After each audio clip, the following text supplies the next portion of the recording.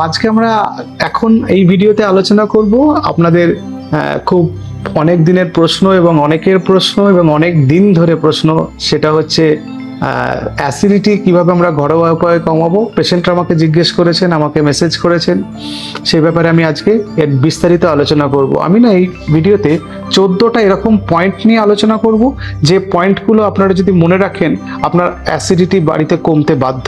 সেটা 10% হলেও কমবে, 20% হলেও কমবে, কারো কারো ক্ষেত্রে 100% অ্যাসিডিটি কমে যেতে পারে উইদাউট মেডিকেশন। ভিডিওর শুরুতে আর একটা জিনিস আমি বলি যে acidity, gastric, gastroesophageal reflux disease, এই তিনটে জিনিসই ইন্টারলিঙ্কড।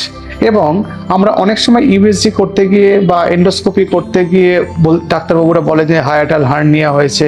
হায়াটাল হার্নিয়াটাও অ্যাসিডিটি বা গ্যাস্ট্রোইসোফেজিয়াল রিফ্লাক্সকে অ্যাগ্রাভেট করে। আমার এই ভিডিওটি এই 4টে রোগকে উদ্দেশ্য করেই বলা।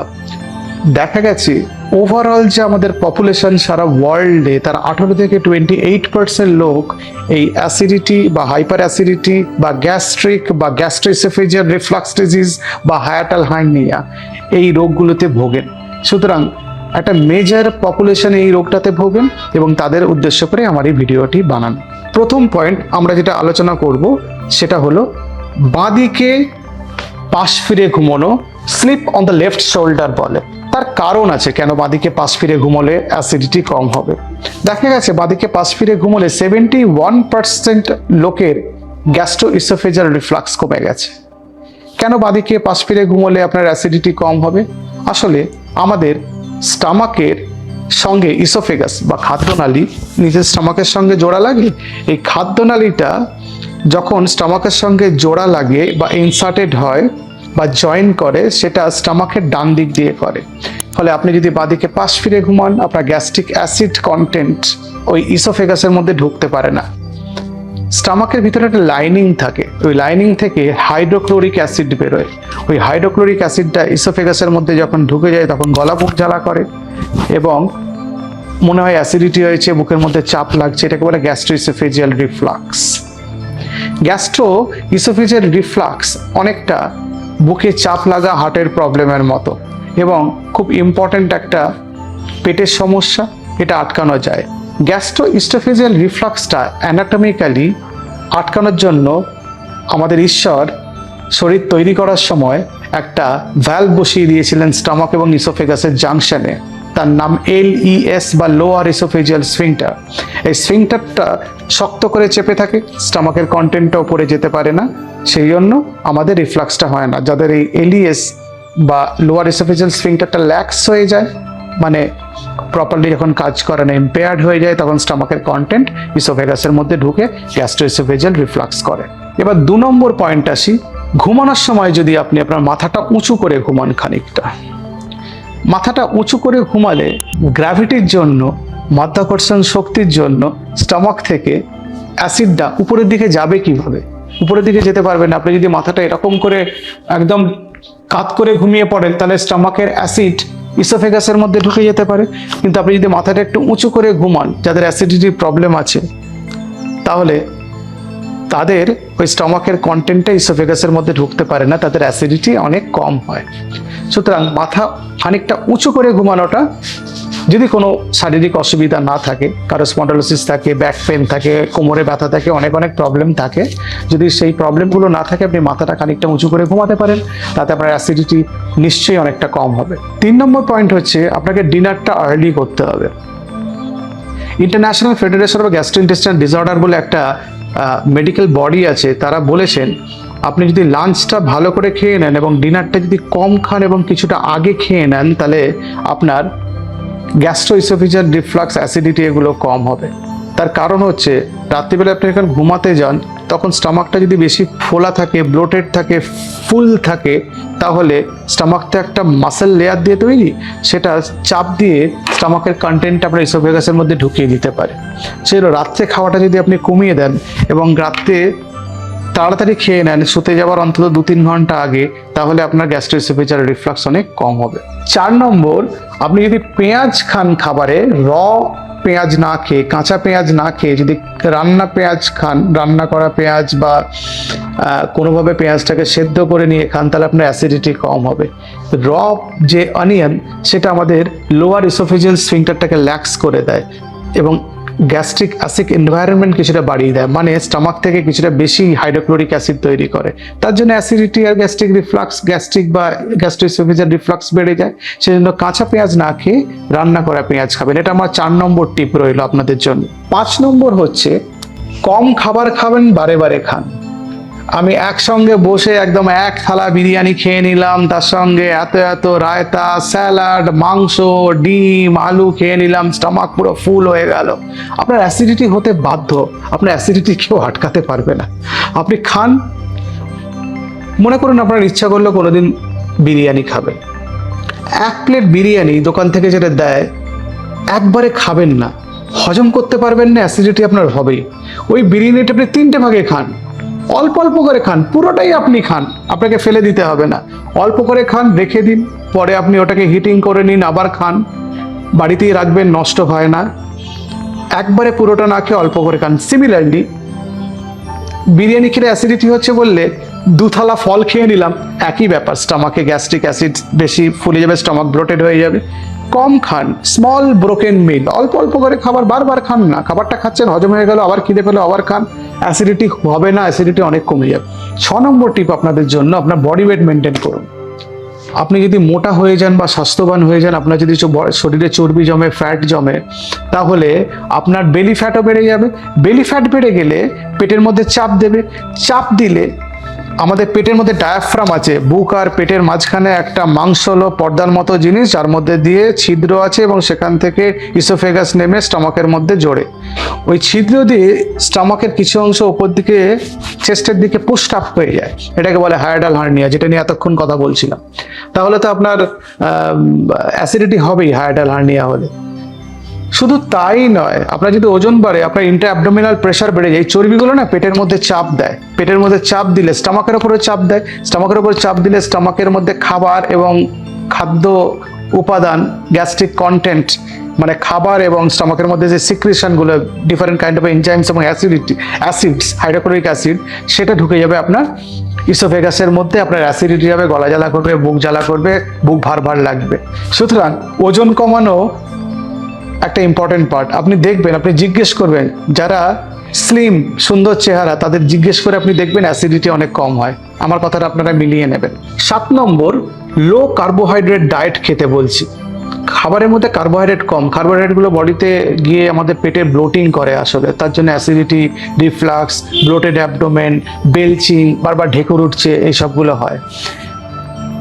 খান কার্বোহাইড্রেট, কিছুটা ভাত খেলেন কার্বোহাইড্রেট, তার সঙ্গে মাছ মাংস খান, তাহলে প্রোটিন হয়ে গেল। অল্প একটু ফ্যাট মিশিয়ে নিলেন, ফ্যাটটা বিভিন্ন স্বাস্থ্যকর ফ্যাট হতে পারে, সবসময় যে অ্যানিমাল প্রোটিন থেকে ফ্যাট নিতে হবে তার কোনো মানে নেই। আপনি বাদাম এবং বিভিন্ন রকম বীজ, মানে নাটস এবং সিডস থেকেও আপনি ফ্যাট নিতে পারেন, তারপরে অ্যাসিডিটি অনেক কম হবে। 8 নম্বর টিপ হচ্ছে খুব ইম্পর্টেন্ট, যারা পার্টিতে অভ্যস্ত, অ্যালকোহল পান করেন তাদের জন্য। অ্যালকোহল পান করা কমিয়ে দিন বা বন্ধ করে দিন। অ্যালকোহল শরীরের জন্য কোনোভাবে ভালো না। সেরকম আমাদের গ্যাস্ট্রোইন্টেস্টিনাল ট্র্যাক্টেও এর খুব গুরুতর এফেক্ট আছে। 3টে কারণে অ্যালকোহল অ্যাসিডিটি বাড়ায়।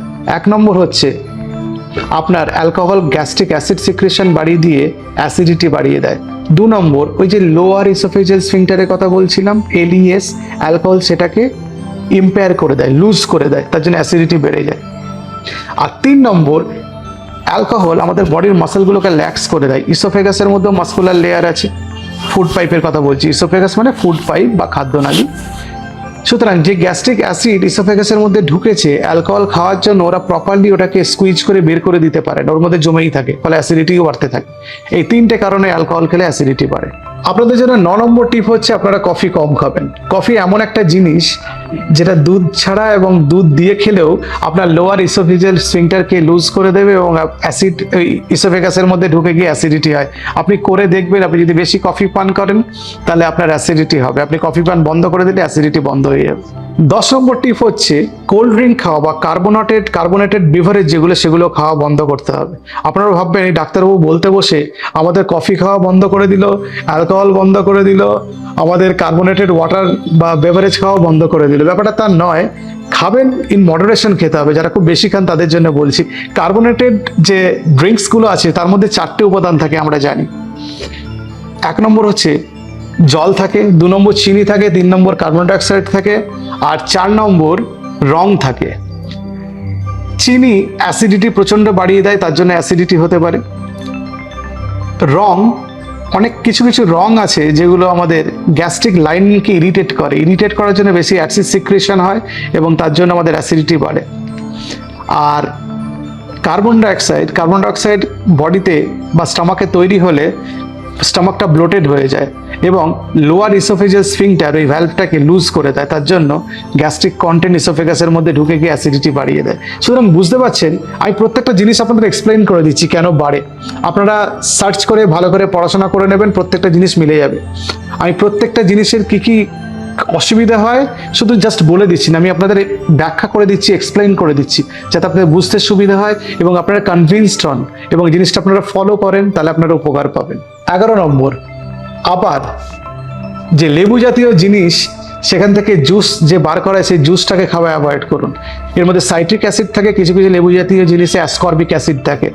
এরা গ্যাস্ট্রিক অ্যাসিড এনভায়রনমেন্ট বাড়িয়ে দেয়। সাইট্রিক অ্যাসিড তো অ্যাসিডিটি বাড়াচ্ছে, অ্যাসকর্বিক অ্যাসিড ওই লোয়ার ইসোফেজাল স্ফিংটারটাকে লুজ করে দেয়, তার জন্য অ্যাসিডিটি বাড়ে। যারা খুব লেমন ওয়াটার খান, লেমন জুস খান, অরেঞ্জ জুস খান, তাদের অ্যাসিডিটি বেশি এই কারণে। সুতরাং আমার টিপ রইল, আপনারা এই খাবারগুলোকে অ্যাভয়েড করুন যারা হাইপার অ্যাসিডিটি, অত্যন্ত অ্যাসিড বা গ্যাস্ট্রিক্সের সমস্যায় ভুগছেন। আমার 12 নম্বর টিপ হলো, যারা মেন্থল খান, মিন্ট জাতীয় জিনিস খেলে গলা ঠান্ডা হয়ে যায়, জল খাই আমাদের মজা লাগে, ওই মিন্ট জাতীয় জিনিস অ্যাভয়েড করার জন্য। ওর মধ্যে মেন্থল থাকে। মেন্থল এবং মিন্ট জাতীয় জিনিস আমাদের লোয়ার ইসোফেজাল স্ফিংটারকে ল্যাক্স ইম্পেয়ার করে দেয় এবং অনেক মেন্থল বা মিন্ট যে জিনিস, বেভারেজ হোক বা চুইনগাম হোক বা লজেন্স হোক, সেগুলো সব চিনি মেশানো থাকে। এই দুটো কারণে অ্যাসিডিটি প্রচণ্ড বেড়ে যায়, সেই জন্য মিন্টটাকে আপনি অ্যাভয়েড করুন। 13 নম্বর টিপ হচ্ছে ফ্যাটি বা চর্বি জাতীয় খাবার অ্যাভয়েড করুন। ফ্যাটি বা চর্বি জাতীয় খাবার খেলে আমাদের বাইল অ্যাসিড সিক্রেশন এবং গ্যাস্ট্রোইন্টেস্টাইন ট্র্যাক্টকে ইরিটেট করে, অ্যাসিডিটি বেশি হয়, এটা 1 নম্বর। 2 নম্বর, কোলেসিস্টোকাইনিন বলে ফ্যাটি ফুড খেলে একটা হরমোন বেরোয়, একটা কেমিক্যাল, যেটা লোয়ার ইসোফেজাল স্ফিংটারকে ল্যাক্স করে দেয়, তার জন্য অ্যাসিড ঢুকে যায় ওই ইসোফেগাসের মধ্যে, গ্যাস্ট্রো ইসোফেজাল রিফ্লাক্স বেড়ে যায়। কি ফ্যাটি খাবারের কথা বলছি? পিৎজা হতে পারে, বার্গার হতে পারে, অনেক চর্বি তেল এগুলো থাকে, বিরিয়ানি খাবার হতে পারে, বা বেশি তেল দিয়ে রেড মিট হতে পারে, বেশি তেল দিয়ে অন্য কোনো রান্না হতে পারে, বাড়ির খুব সাধারণ রান্না, মনে করুন শাকের চচ্চড়ি খাচ্ছেন, কিন্তু আপনি অনেক তেল দিয়েছেন। ব্যাপারটা শাকের চচ্চড়ি খাচ্ছেন বলেই যে অ্যাসিডিটি হবে না তা নয়, কিন্তু আপনি কিভাবে শাকের চচ্চড়ি বানিয়েছেন, শাকটাকে রান্না করেছেন, তার উপর ডিপেন্ড করছে। আমি সাধারণত প্রেফার করি এবং আমি নিজেও খাই, আমি খুব কম তেল মশলাযুক্ত খাবার খাই, অত্যন্ত কম এবং তেল মশলাযুক্ত খাবার খাই এবং সেটা দিনের পর দিন মেনটেন করার চেষ্টা করি। কোথাও গেলেও হয়তো একটু রিচ খাবার বা মশলাযুক্ত খাবার হয়ে গেল, তাতে আমার অ্যাসিডিটি হয় না। এবং আপনারা শুনলে আশ্চর্য হবেন, আমি সারা বছরে 1 দিন কি 2 দিন অ্যাসিডিটির ওষুধ খাই। আর 14 নম্বর পয়েন্ট, 14 নম্বর টিপ, স্মোকিং অ্যাভয়েড করা। স্মোকিং আমাদের স্যালিভারি গ্ল্যান্ডগুলোকে ইনহিবিট করে, মুখে লালাক্ষরণ কমিয়ে দেয়। তার জন্য মুখে লালাক্ষরণ কমিয়ে দেওয়ার জন্য আমাদের মুখে লালা থেকে অনেক উৎসেচক বা এনজাইম বেরোয়, যেগুলো খাবার হজম করতে সাহায্য করে, সেটা একটা প্রবলেম হয়, সেটা ইনডাইরেক্টলি অ্যাসিডিটি বাড়িয়ে দেয়। প্লাস স্মোকিং ওই লোয়ার ইসোফেজাল স্ফিংটারটাকে ল্যাক্স করে দেয়, সেই জন্য আমাদের অ্যাসিডিটি বাড়ে। সুতরাং আপনারা বুঝলেন যে এই 14টা পয়েন্ট যদি আপনারা মেনে চলেন এবং আপনারা কিছুটা হলেও মানতে পারেন, হয়তো পুরোপুরি মানতে পারছেন না, আপনারা ডেফিনেটলি এখান থেকে বেনিফিটেড হবেন এবং আপনাদের অ্যাসিডিটি অনেক কম হবে। আপনাদের তো সব পানীয় আমি এই ভিডিওতে বন্ধ করে দিয়েছি, আপনারা আমাকে অভিসম্পাত করতে পারেন, সেই জন্য আপনাদের বলে দিই কোন কোন পানীয় খেলে অ্যাসিডিটি কমবে। 1 নম্বর হচ্ছে হার্বাল টি, ওর মধ্যে ফেনল, পলিফেনলস আছে, অনেক কিছু আছে, সেগুলো খেলে অ্যাসিডিটি কমে, এটা হচ্ছে 1 নম্বর। 2 নম্বর, প্লান্ট সোর্স থেকে যে মিল্ক পাওয়া যায় বা সোয়া মিল্ক বা লো ফ্যাট মিল্ক, সেটা আপনারা খেতে পারেন, এখান থেকে আপনার অ্যাসিডিটি কমবে। 3 নম্বর হচ্ছে নন সিট্রাস ফ্রুট জুস, লেবু জাতীয় ফল নয় সেরকম ফল থেকে যদি জুস বার করে খাওয়া যায়, সেটা বেদানা হতে পারে, আম হতে পারে, অথবা জামরুল হতে পারে, অথবা তরমুজ হতে পারে, এগুলো থেকে জুস বার করে খেলে আপনার অ্যাসিডিটি কমবে। সেগুলো কারণ এগুলো লেবু জাতীয় ফল বা সিট্রাস ফ্রুট থেকে তৈরি নয়। 4 নম্বর হচ্ছে আপনি যদি কোকোনাট ওয়াটার বা ডাবের জল খান আপনার অ্যাসিডিটি কমবে। আর 5 নম্বর শুনলে অবাক হবেন, প্লেন জল খেলে অ্যাসিডিটি কমে। তার কারণ হচ্ছে আপনি যখন জল খাচ্ছেন প্লেন জল, ওটা ইসোফেগাসটাকে ফ্লাশ আউট করে অ্যাসিডকে নিচে নামিয়ে দিচ্ছে, ফলে বুক জ্বালা কমে যাবে, প্লাস পেটের মধ্যে যে অ্যাসিড আছে তাকে ডাইলুট করে দেবে এই জল মিশে। সুতরাং এই 5টা ড্রিঙ্ক আপনাদের দিলাম, এই টিপটা দিলাম যাতে আপনাদের কমে, মানে অ্যাসিডিটি কমে এবং অ্যাসিডিটির জন্য আপনাদের হেল্প করে। সুতরাং এই যে টিপগুলো আপনাদের দিলাম, এই 14টা টিপ দিলাম এবং এই ড্রিঙ্কগুলোর নাম বলে দিলাম যেগুলো আপনারা খেলে অ্যাসিডিটি কমতে পারে, এগুলো যদি ফলো করেন তাহলে অ্যাসিডিটি আপনার কমবে। এরপরেও যদি আপনার অ্যাসিডিটি থাকে এবং আপনাকে বদার করে, আপনার অসুবিধা তৈরি হয়, দৈনন্দিন জীবনে আপনার প্রবলেম হচ্ছে, আপনার কাজকর্ম করতে গিয়ে ব্যাহত হচ্ছে, আপনি রাতে ঘুমাতে পারছেন না, তাহলে আপনি অবশ্যই ডাক্তারবাবুর কাছে যান। কিছু পরীক্ষা নিরীক্ষা করতে হবে আপনার কেন অ্যাসিডিটি হচ্ছে, সেগুলো জেনে ডাক্তারবাবু ওষুধ প্রেসক্রাইব করবেন, সেই ওষুধগুলো খাবেন। ডাক্তারবাবু যতদিনের জন্য ওষুধ প্রেসক্রাইব করবেন ততদিনের জন্যই খাবেন, তার বেশি দিনের জন্য খাবেন না। দোকান থেকে কিনে মুড়ি মুরকির মতো গ্যাসের ওষুধ, অ্যান্টাসিড এগুলো কিনে খাবেন না। এগুলো আপনার হার্টের ক্ষতি করতে পারে, এগুলো আপনার কিডনির ক্ষতি করতে পারে, এগুলো আপনার হাড়ের ক্ষতি করতে পারে। সুতরাং এই জিনিসগুলো আপনি মেনটেন করার চেষ্টা করবেন। এবং অ্যাক্লোরহাইড্রিয়া, যারা দিনের পর দিন গ্যাসের ওষুধ খান, অ্যাক্লোরহাইড্রিয়া বলে একটা সিচুয়েশন ক্রিয়েটেড হয় পেটের মধ্যে, স্টমাকের মধ্যে হাইড্রোক্লোরিক অ্যাসিড তৈরি না হতে পারার জন্য একটা এনভায়রনমেন্ট তৈরি হয়, তাতে ইন্টেস্টিনাল মেটাপ্লাসিয়া বলে একটা প্রবলেম হয়, মানে আমাদের নর্মাল যে কোষগুলো সেগুলো একটু অ্যাবনর্মাল কোষে পরিণত হয়ে যায়, যেটা পরে ক্যান্সারের একটা চান্স থাকলেও থাকতে পারে। সুতরাং দিনের পর দিন আপনি গ্যাসের ওষুধ খেয়ে চালাতে পারেন না। অনেকে আমি দেখেছি, আমাদের কাছে পেশেন্টও আছেন, 6 বছর ধরে গ্যাসের ওষুধ খাচ্ছেন, সকালে উঠে ঘুম থেকে উঠে প্রথম কাজ একটা গ্যাসের বড়ি খেয়ে জল দিয়ে খেয়ে নেওয়া, ব্যাস, তার মনে শান্তি, সারাদিনের গ্যাস হবে না, যা ইচ্ছা কিছু খেতে পারবে, যা ইচ্ছা কিছু খাবেন না। এই যে 14টা জিনিস আমি বললাম মেনটেন করার চেষ্টা করবেন। বডিটা ঈশ্বর দিয়ে পাঠিয়েছেন, সেকেন্ড বডি আপনি তৈরি করতে পারবেন না, সেকেন্ড বডির মতো জিনিস আপনি তৈরি করতে পারবেন না। বডিটাকে সম্মান করুন, আপনার বডিকে যত্ন করুন।